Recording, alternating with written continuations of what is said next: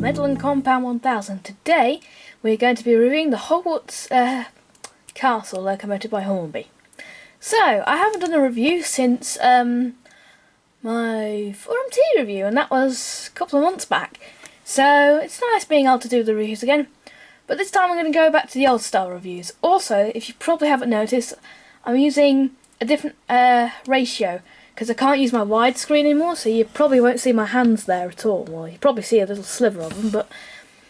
So, basically it cuts off, like, about that much of the screen, I think, and it's basically like a thing. I can't get it in between, like, 16 by something, which is the widescreen, and I think it's 4 by 6 or something for what I've got to use now to get HD video, which is the problem. But I guess I can sacrifice that for good quality videos, you know, HD. So, yeah, I guess that's a good sacrifice. So, sacrifice? No. Yeah, so, this loco, I've been meaning to get around this, to this one for a while, but it's not really caught on. Also, I haven't been doing reviews for absolutely ages. Also, have a guess what happened yesterday? Well, you can't really guess, but I'm trying to talk to you through the camera, so... But guess what happened yesterday? No, not that. The Midland compound fell off here and went down and got broke. Yeah, and that was not good. But I've repaired it. It was only a few minor things, and surprising for such a detailed model. That was less broken than some of the less detailed models. You know, that's more detailed than, you know... Oh, I'm confusing myself. Anyway, let's get on to the review. I hope that the thing before this didn't offend you at all. If it did, just comment down below and I'll reply back, because I do things like that. So, I guess we shall get started. If I zoom the camera out. So if we get started, I'll show you there's nothing on both of the sides, which I quite hate. So I have to look here. So here's a nice diagram. I have to do it over there so I can show you, and then zoom it in. Repetitive. Yeah, there's a picture. I'll put that in there. Yeah. So here's a picture of my camera's detecting the faces. So here's a picture of Ginger Boy and Harold and the one who loves Ginger Boy. I can't be bothered to say the names. There's the logo up there, which is for the Chamber of Secrets. I've never watched the Harry Potter films and I don't know what they're about, but I just like the train. Oh yeah, one interesting thing. This is a castle class, not a hall class, if I just zoom out. Because Hornby didn't, at that point in time, didn't have the tooling for a hall class, and basically they used a creative thing and used the castle class instead, which I actually think makes it look a bit more like a proper castle. Now, here down here we have the reference number, which is R2337 Hogwarts TM Express Castle Class Locomotive. So yeah, there's the people who probably copyright strike this video. There's also the people who won't copyright strike this video. Yeah. Oh yeah, by the way, of those of you who are new viewers, this is my review style, so yeah. Made in China as usual. Let's just I'm going to do this for the rest of the review. I'm going to make it as weird as possible. Apart from the fact the weirdness stops down when I actually open the box. Right, so I'll tell you a bit about the castle class then. The castle class was designed by Charles Collett in the 1920s. A derivative. It was really just a step up from the Star class. I'm pretty sure that most of you probably know this. So yeah. And also this class later led on to the King class. So yeah, a little bit of a backstory, and they kept making these till the 50s, so a good 20 years they were making them for. And I think there's 9 preserved, and there were initially 170 made, I think. But yeah, they were very good versatile machines, and they served their duty well. Okay, right. The film then. Yeah, so basically the real Hogwarts castle in the film was cast by Alton Hall, who is actually owned by Warner Brothers, TM, and is currently on display, I think, where they actually filmed some scenes or something. I don't know, but yeah, certainly is. If you've ever been to like the Orlando theme park, I think it is, the Orlando theme park with the Harry Potter and the thing in it.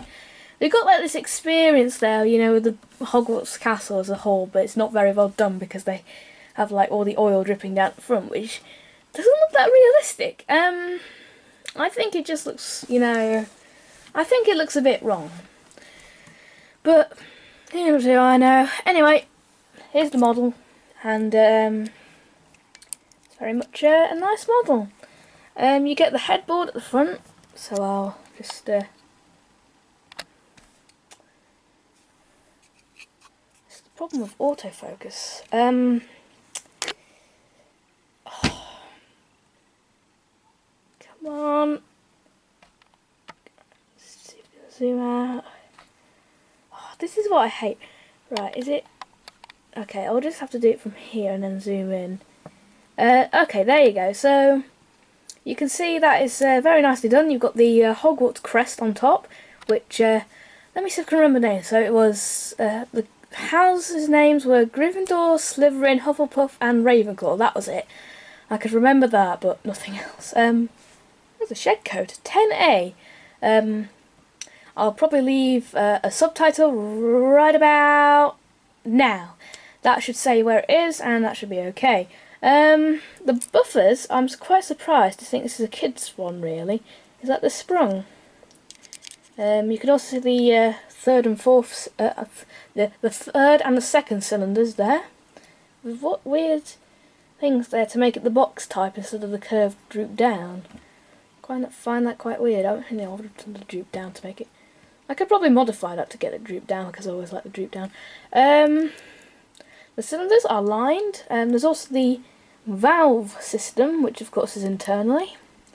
You've got your steam pipe, which is not accurate. You've got your brass chimney, which is made of brass.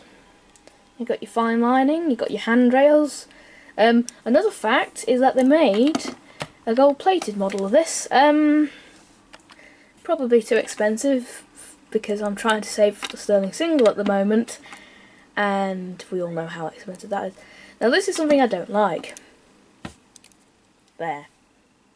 I don't like that at all. That goes... I mean, look, it looks like it's screaming in pain. So, I don't know. Probably if I tighten that up a bit. I'll do that before I run it because I like it tight. This is not so good. This is plastic here. This is not that nice. But the wheels are metal, so that's alright. Hogwarts Castle's nicely printed, and I've got smudges on the camera. Right, smudges sorted. Let's get back and look at the nameplate, which is nicely done. So you can see there, you've got your Hogwarts Castle. Castle. So you can see there, just make sure that's out. So there you go. The cab is quite minimal. Ooh, hang on. Yeah, it's quite minimal detail, not really much, and you can see the glazing goes over the top there. So it's not really that good, but it's alright, I guess. This side you've got your reverser rod and your steam pipe. You also have what would be the speedo thing, but it's not connected, and don't like that at all. It's relatively okay. What I don't like is that they've not put embossed, you know, out print of that. I don't like that at all. The dome, well, dome and safety valves. The safety valves are basically on top of the dome. What do I know? It's pretty much that's what it is, but it gives a nice spectacle. You've got the whistles here, which don't have that back plate. I don't like that very much without the back plate. At least it has glazing, and from quite a few angles it can look good. That's my favourite angle for it, and I think I might get the thumbnail for later, along with the words going across it, paper words, I don't know, box thing. Yeah, right, let's move on to the tender. So the tender, very nicely done. So you've got your Hogwarts Railways logo, again with all the houses. Inside,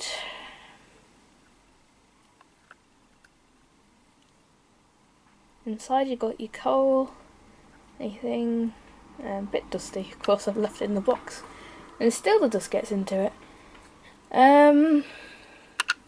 These here are not sprung, but I wouldn't expect them to be because, you know, you don't see them very often. Other side is pretty much the same. In the back we've got sprung for us again, and the Big Star Company. You can take it out. There. Basically it's just a simple clip in, and if you take that bit off and put a NEM coupling on, you can. Not really NEM, more small tension lock. Yeah, and then you got your lampines on the back, which you don't have on your front, but hey-oh. Yeah, and you got your water scoop underneath. So all in all, I think this is pretty good. Yeah, so I think this is rather good. I got it for 50 quid, as I've probably already mentioned. Yeah,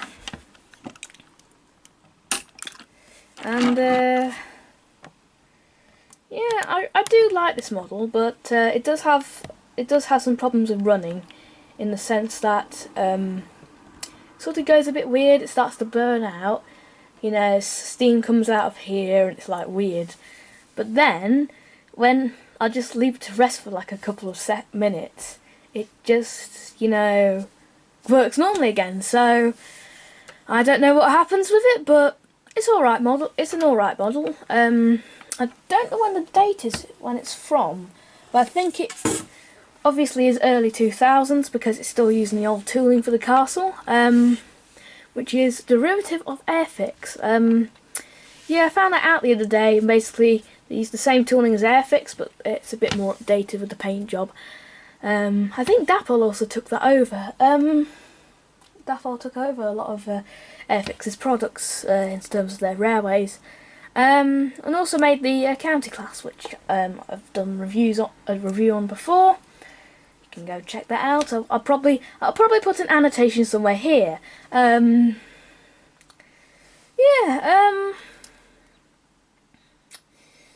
I think this is a good model.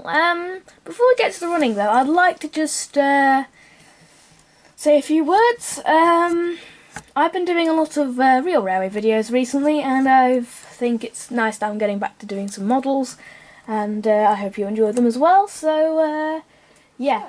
Anyway, let's get on to the running. On the tracks, and we can start.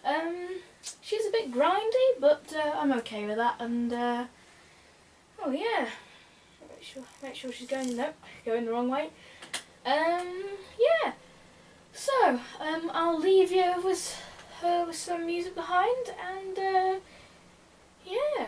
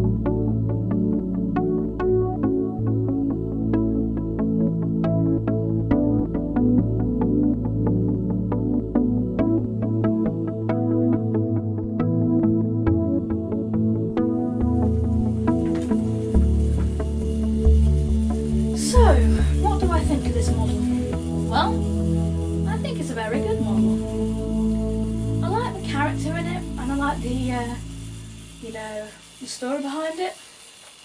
I also like the fact that Hornby used the castle instead of a hall.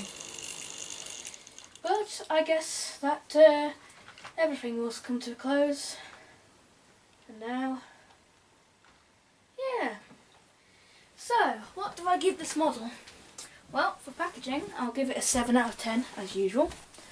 For detail-wise, I'll probably give it a 7 out of 10 because it's pretty good.